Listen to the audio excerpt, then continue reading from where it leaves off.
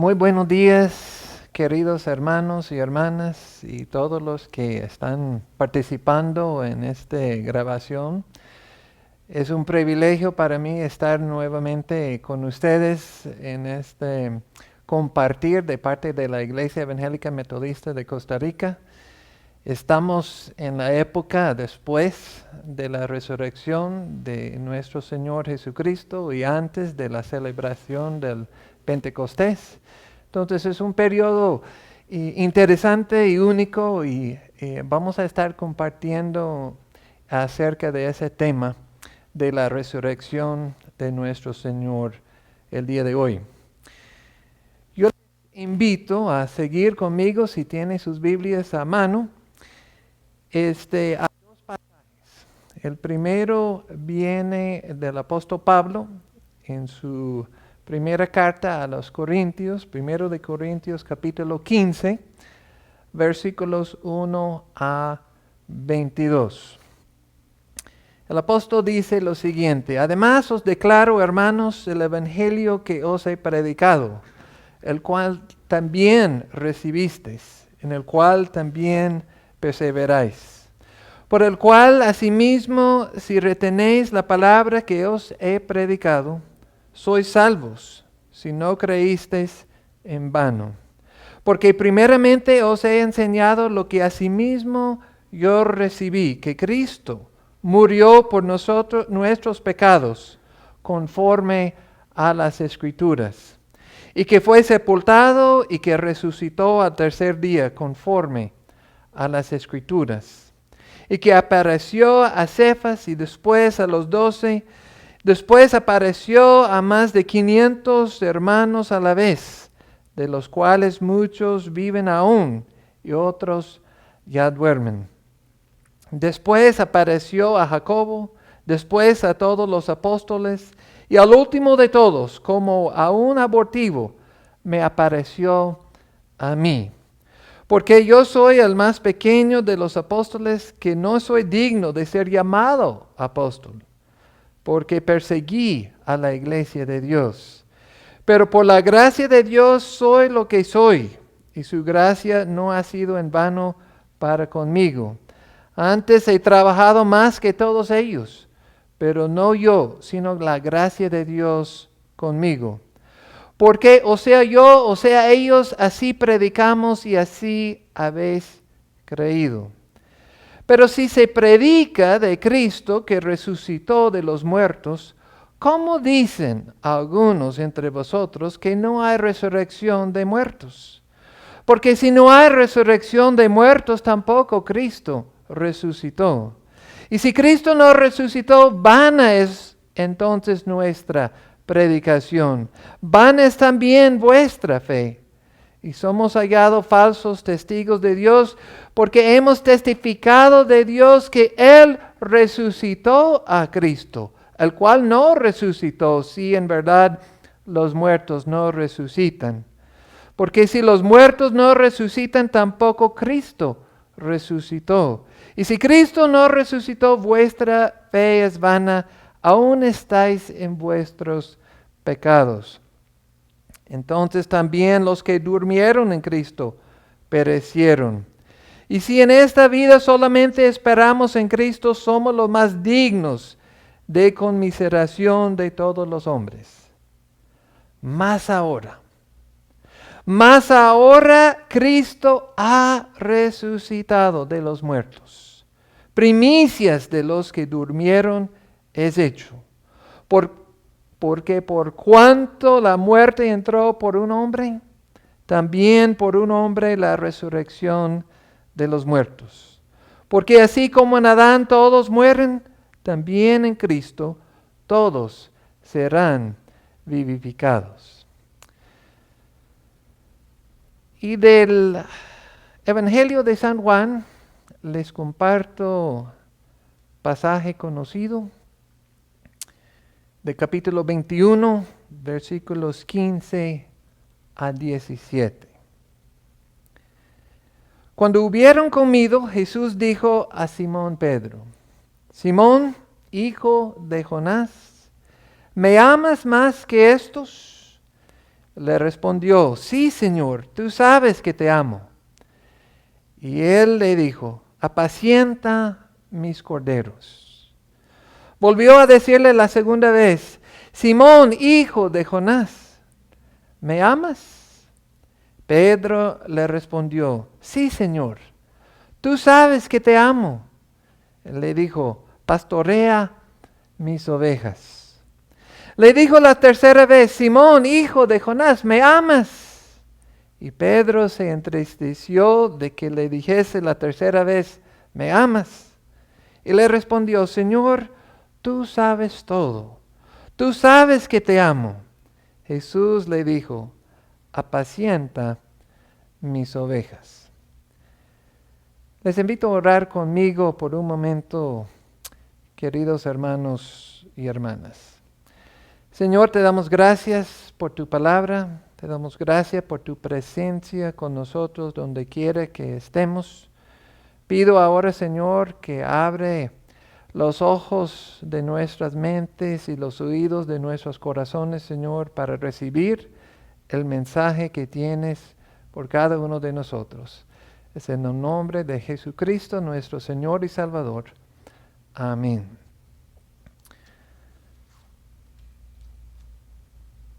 Ciertamente, no soy el único que hace más de un año comenzó a sentir ciertos sentimientos de querer ir y estar con familia. Si hay algo que esta pandemia nos ha enseñado, nos ha traído, ha sido la separación. Sí, han sido mucho dolor, mucho sufrimiento y lastimosamente tantos quienes han muerto durante ese tiempo tan difícil. Pero ni contando esos elementos tan pesados, uno diría, ha sido la separación física, de estar cerca de nuestros seres queridos, cerca de los miembros de la comunidad de fe, de haber podido reunirnos, es también lo que nos hacía falta en esos días. Gloria a Dios, que poco a poco las cosas van paso a paso volviéndose a la normalidad, en algunos lugares más que otros.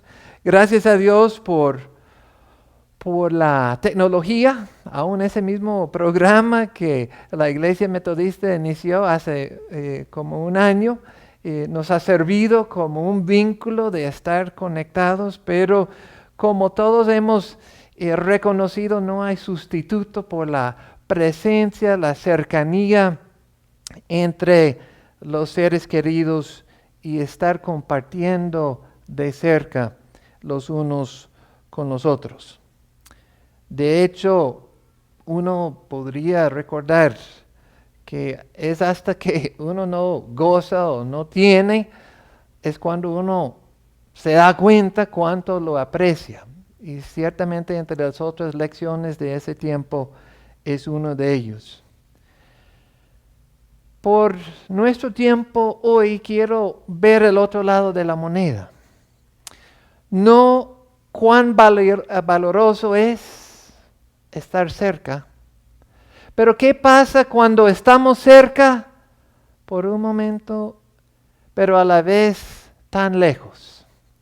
Estar cerca de algo de gran significado y estar lejos también.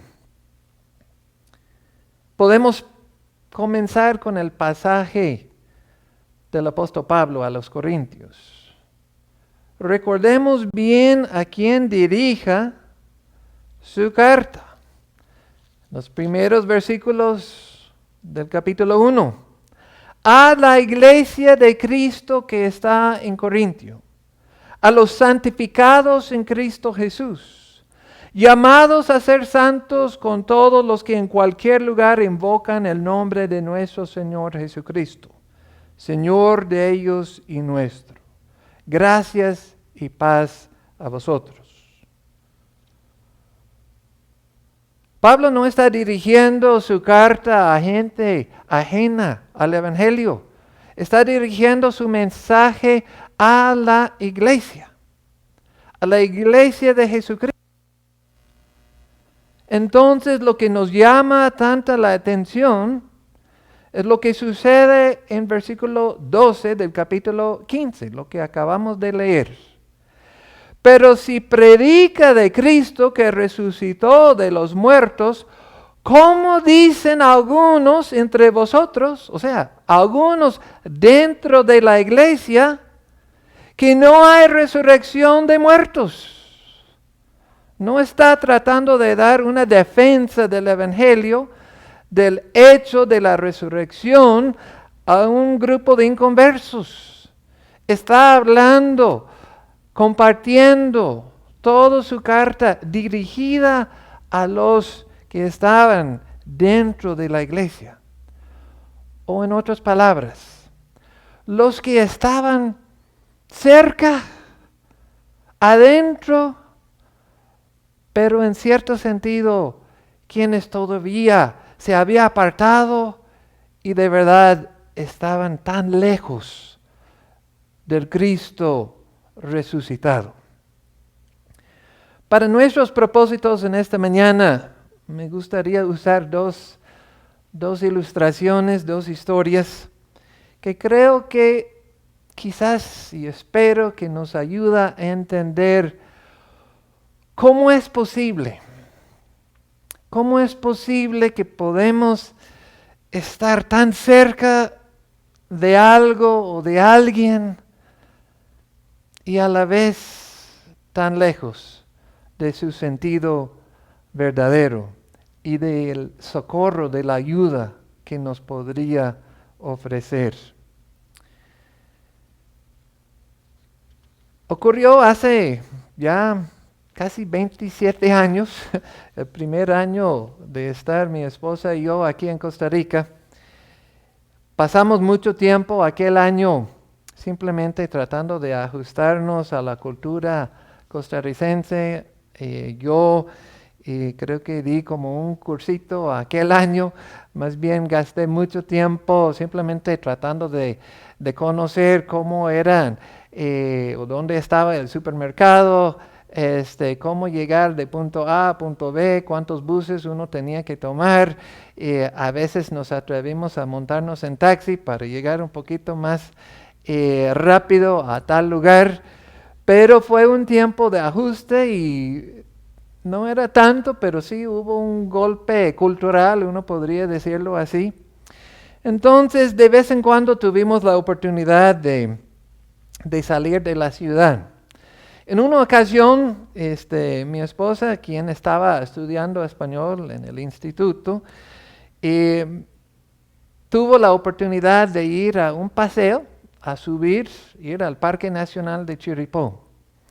Entonces, aunque yo no estudiaba allá en el instituto en aquel tiempo, yo decidí acompañarla con un grupo de otros estudiantes. Bueno, comenzamos tarde.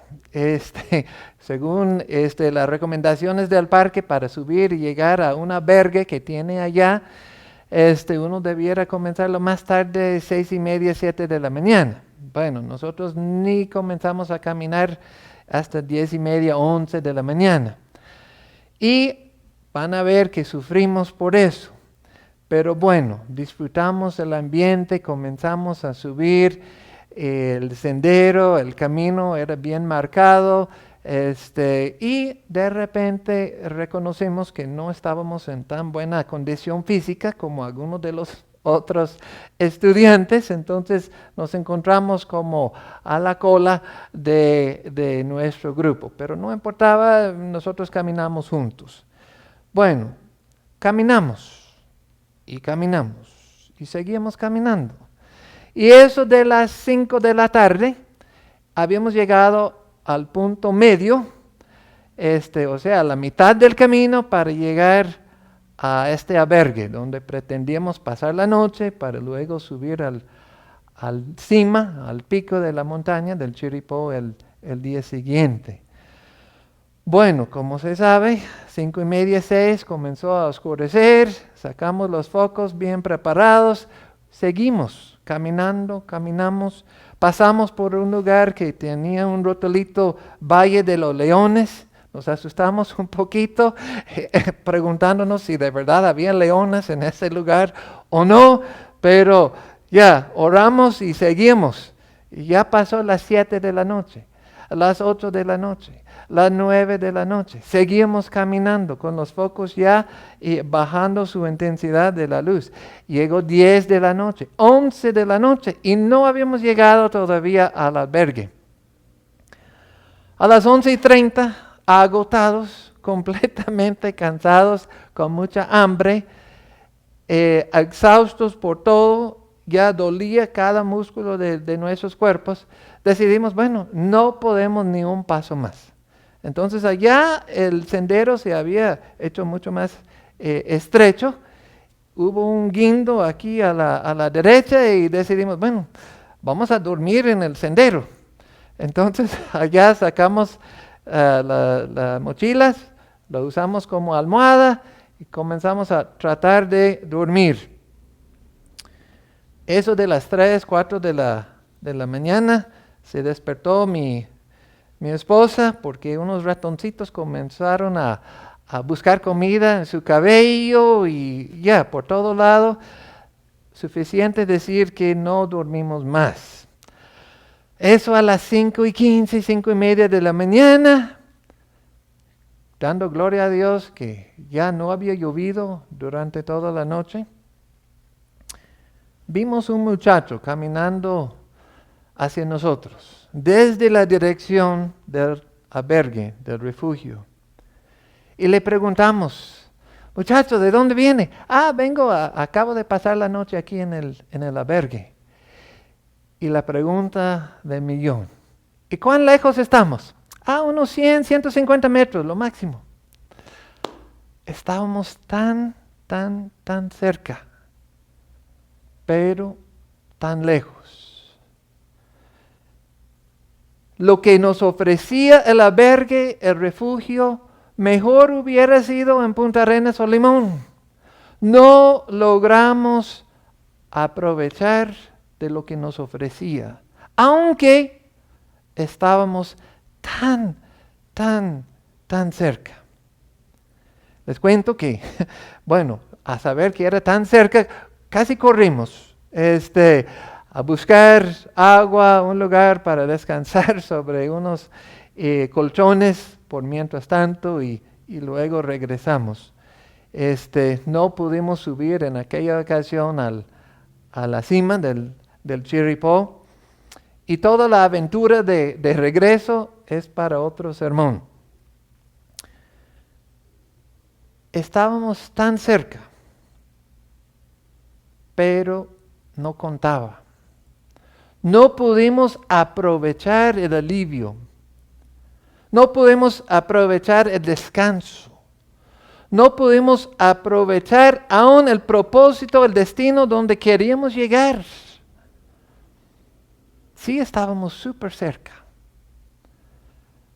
pero mejor hubiéramos estado mucho más lejos. A veces yo creo que sucede cosas parecidas cuando pensamos en la resurrección. Hace unos 10 días, en algunos lugares celebramos ese gran evento, la resurrección de nuestro Señor y Salvador Jesucristo de entre los muertos. Ese evento climático de toda la historia del universo, de la venida de Dios mismo en la encarnación, de dar de sí mismo por el perdón de nuestros pecados. Y el acto culminante, la resurrección de Cristo, que nos ofrece a nosotros la vida eterna con Él.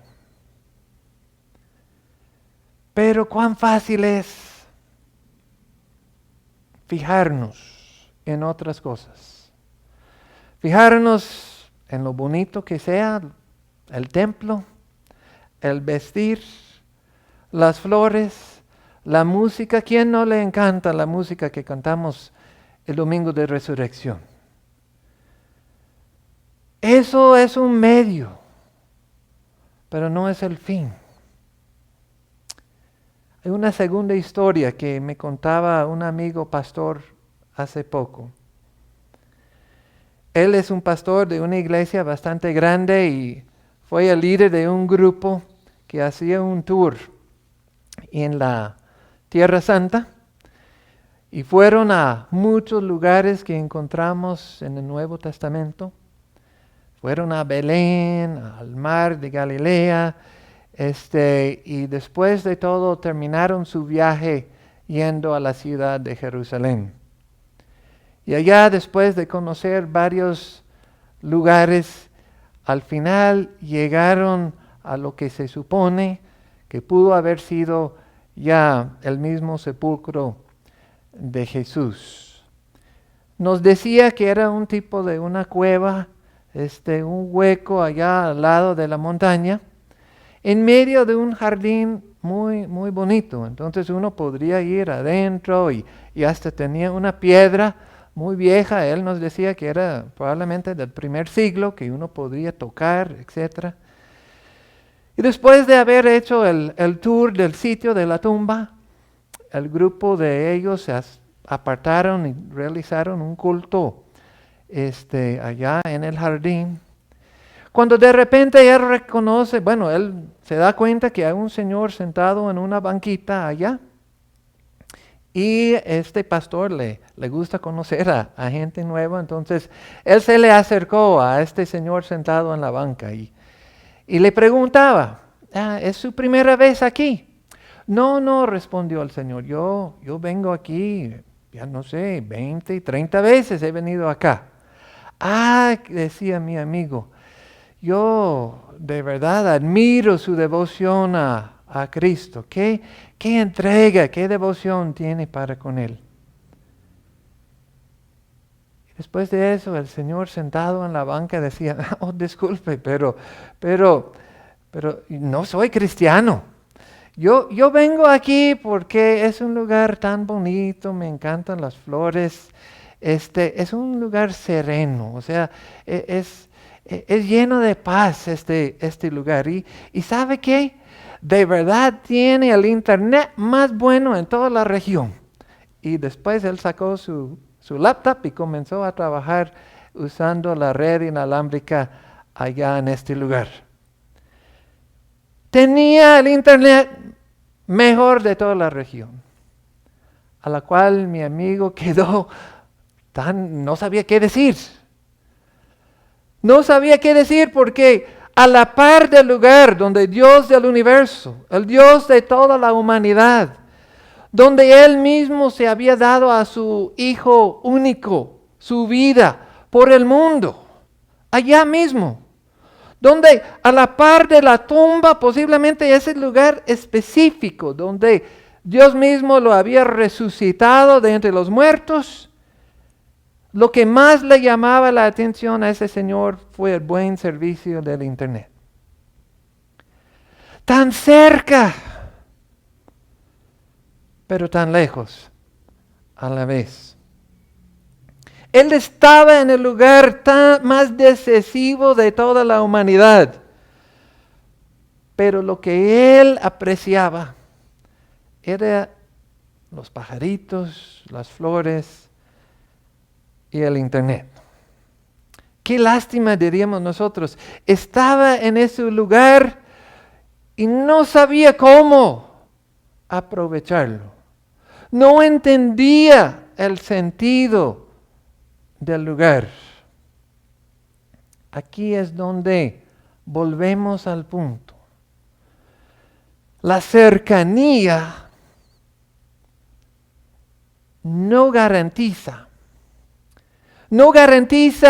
un entendimiento, no garantiza lo que necesitamos, el alivio, el descanso, el perdón, el propósito de nuestras vidas. estar cerca cuenta en algunas cosas. Pero estar apenas cerquita de Cristo, de estar cerca de un entendimiento de la resurrección, de haber estado cerquita de ese albergue en la montaña, no nos ayudaba. Quizás, aunque no quiero creerlo, pero hay una tendencia entre nosotros los cristianos a hacer cosas parecidas. Estar cerquita a Cristo, pero no tomar el paso final. No saber intelectualmente con nuestra mente ciertas verdades, pero no aplicarlos a nuestras vidas diarias. Podemos afirmar, como Pablo, que ese cuerpo de hecho se resucitó, que fue visto por cientos de personas, que al final hasta podemos decir, sí, entiendo, Pablo hasta lo vio. Y está bien, hay que comenzar allá. Pero lo que ocupamos aún más es llegar a las consecuencias de la resurrección por cada uno de nosotros. Por supuesto, queridos hermanos y hermanas, queremos afirmar las verdades históricas. Sin ellas, como Pablo dice, si Cristo no resucitó, nuestra fe es en vano. No tenemos un cristianismo si Cristo no resucitó. Pero gloria a Dios, ha resucitado. Ha resucitado. Pero tenemos que ir un paso más. De simplemente aceptar la realidad, a recibirlo en nuestro corazón. No es meramente un emocionalismo. Creemos en nuestra fe, es una fe racional, pero también es de experimentar, es del corazón. Uno recuerda muy bien para nosotros los metodistas la misma experiencia de Juan Wesley, cuando después de su viaje a las colonias allá en Georgia, un señor cristiano moravo le pregunta, porque Wesley no podía entender la paz que entendía la gente en medio de una tormenta durante su viaje. Ese señor le pregunta a Juan, ¿conoce a Jesucristo? Y él decía, yo sé que es el Salvador del mundo. Que es cierto. Pero este señor no era suficiente, le preguntaba, le iba empujando un poquito más. Pero ¿lo conoce usted como su Salvador? Esa es la diferencia. Entre que Él sea el Salvador del mundo y que sea mi Salvador. Recordamos que Juan contestaba, bueno, sí, pero luego confesaba que no lo creía. ¿Por qué? Porque no había pasado por esa experiencia que llamamos la experiencia de Aldersgate. No tenía esa convicción de que lo que Cristo había hecho por el mundo pudo apropiarse por sí mismo. Esa es la gran diferencia, hermanos y hermanas. Sí afirmamos la realidad histórica, pero tenemos que ir un paso más allá. Y volvemos a la historia de Jesús y Pedro. No tenemos que recordar mucho o imaginar mucho lo que habría sentido Pedro después de haberle negado al Señor 3 veces antes de la crucifixión. Seguramente estaba tan lleno de vergüenza, de un sentido de culpabilidad, que no podría ni pensar cómo podría tener una relación igual como lo había tenido antes con Jesús. Pero tenemos primeramente la historia de la resurrección y luego Pedro vuelve a lo conocido y decide ir a pescar. Entonces va a pescar, Jesús aparece en la orilla de la playa, le pregunta a los discípulos si tenía algunos peces y ellos respondieron que no. Jesús les dirige, bueno, echa la red al otro lado y allá agarran todo su red lleno de peces. Alguien dice, ese Señor. Y Pedro no puede aguantar más, se mete en el mar nadando hacia la orilla y allá se topa con Jesús. Y allá es donde recordamos nuestro pasaje. ¿Qué es lo que Jesús le ofrece? ¿Qué es lo que Jesús le pregunta a Pedro? Lo trae desde lo general a lo muy específico. ¿Qué hace? Le hace la misma pregunta 3 veces. Pedro, ¿me amas? Haz esto. Cuida las ovejas. ¿Me amas? Da de comer a los corderos. ¿Me amas? Apacienta mis ovejas. ¿Cuál es la diferencia entonces? ¿Cuál es la diferencia entre afirmar en lo general la resurrección de Cristo con lo que sucede en este pasaje? No está meramente estar cerca, afirmando verdades generales, ni meramente reconociendo la presencia en una forma de Jesús. Es tener ese encuentro personal con Él. ¿Y qué resulta? Seguramente Jesús expresa su perdón a Pedro. Pedro, yo sé, cuando me dice que me amas, entonces deja eso del pasado en el pasado. Yo te perdono.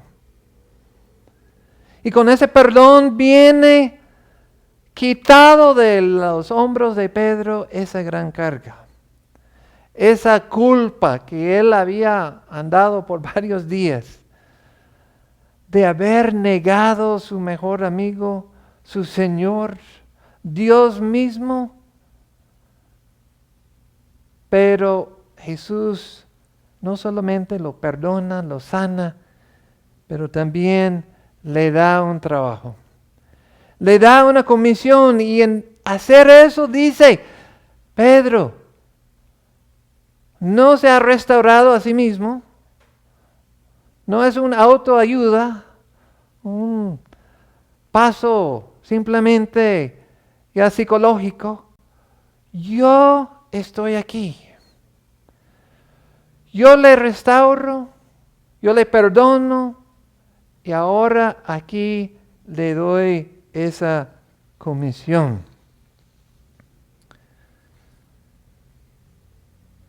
Cambia su vista. No está meramente cerca de Jesús, pero tiene ese encuentro con Jesús. Hermanos y hermanas, sin duda, las grandes verdades de la resurrección representan el fundamento de nuestra fe. Como Pablo de nuevo decía, sin ellos no tenemos fe. Pero celebrar la resurrección aún cerquita que estemos no es suficiente. No es suficiente meramente afirmar la veracidad del evento. Porque en sí esa nos deja bien lejos. La diferencia que tenemos que reconocer y que Pedro reconoce aquí es quién es el objetivo de la resurrección. Cristo mismo. Él es el objetivo de nuestra fe. Es el encuentro personal con Él que trae a usted y a mí ese sentido, ese propósito. Es conociéndole a Él, no afirmaciones filosóficas. Tal vez en esta mañana alguien está con mucha vergüenza. Quizás hay alguien que tiene ese sentir de culpabilidad por algo que hizo ayer o hace años.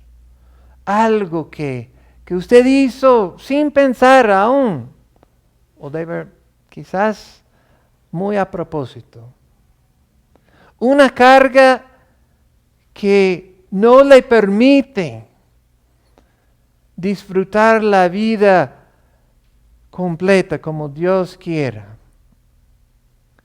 Tal vez hay otros que andan sin propósito, que están buscando dirección, que buscan alivio, descanso, pensando jamás Dios me podría utilizar. He hecho demasiadas cosas, ha pasado demasiado tiempo. Hermano y hermana, vengan a Él. Vengan a Él esta mañana. Él está cerca. Él está cerca a un paso. Ven completamente a Él. Él te espera. ¿Qué es lo que nos ofrece? Nos ofrece perdón. Nos da refugio de haber caminado y de haber sufrido por muchas razones. Nos da un nombre. Nos da un propósito de seguir en esta vida. Y sobre todo nos da su amor. Que esta mañana no seamos contentos con solo estar cerca de Cristo, cuando Él nos invita a una relación estrecha y personal. Que Dios les bendiga